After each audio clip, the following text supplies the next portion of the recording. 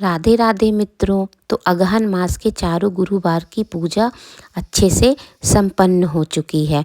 तो आइए जानते हैं अगहन मास से जुड़ी कुछ विशेषताओं के बारे में।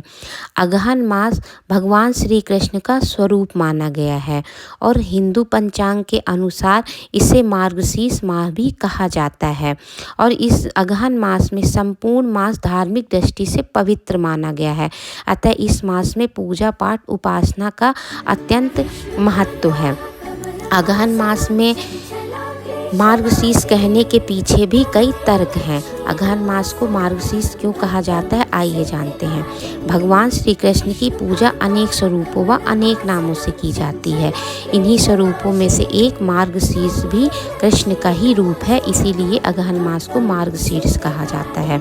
सतयुग में देवों ने मार्गशीर्ष माह की प्रथम तिथि को ही वर्ष प्रारंभ किया था।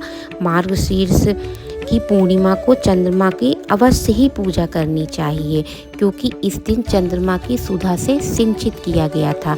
इसी दिन माता बहनों को और पुत्रियों को परिवार की अन्य स्त्रियों को श्रृंगार का सामान देकर उन्हें सम्मानित करना चाहिए।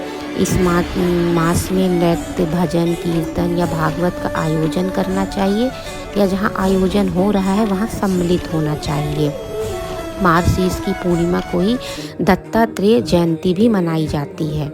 मार्गशीर्ष माघ में इन 3 पावन पाठ की बहुत महिमा है। विष्णु सहस्त्र नाम, भागवत गीता, गजेंद्र मोक्ष, इन्हें पढ़ना चाहिए या सुनना चाहिए। इस मास में श्रीमद् भगवत ग्रंथ का देखने का ही विशेष महत्व है। स्कंद पुराण में लिखा है कि घर में अगर भागवत गीता है तो अगहन मास के दिन में 2 बार उसे प्रणाम अवश्य करना चाहिए।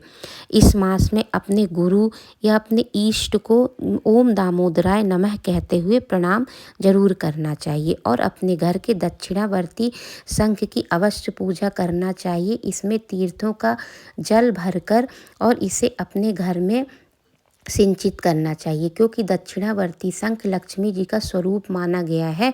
इसलिए अगहन मास में दक्षिणावर्ती शंख की पूजा करने का विशेष महत्व है। इसकी विधि विधान से पूजा अवश्य करनी चाहिए, जिससे घर में शांति आती है। इस मास में ही कश्यप ऋषि ने सुंदर कश्मीर प्रदेश की रचना की थी।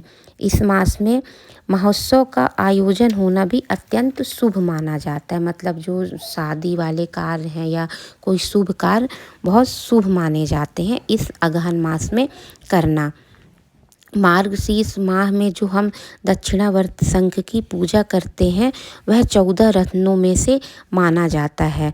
और शंख प्रतिदिन घर में शंख की पूजन करने से कभी भी हमें पैसे या रुपए की कमी नहीं होती है, इसलिए हमें इसकी पूजा अवश्य करनी चाहिए।